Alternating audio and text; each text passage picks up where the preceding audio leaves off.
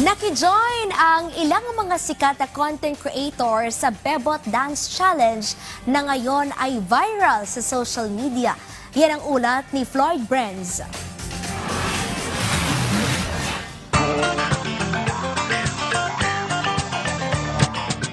Muling gumagawa ng ingay sa social media ang kantang Bebot ni Apple Diap na inirelease sa taong 2005. Pero this time, may kasamang sayaw at iba't ibang eksena.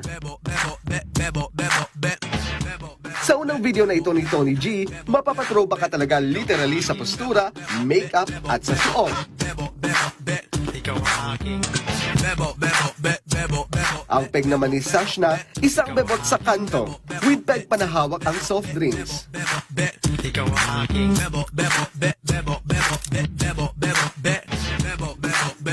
Entry naman ng content creator na si Lani Aicardo, o makeup ang datingan.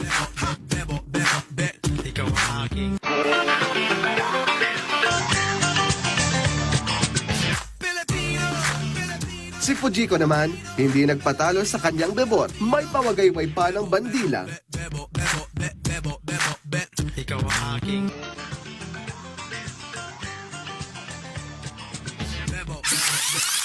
Ang international content creator naman na ito from Indonesia, nakisali rin sa Bebot Challenge.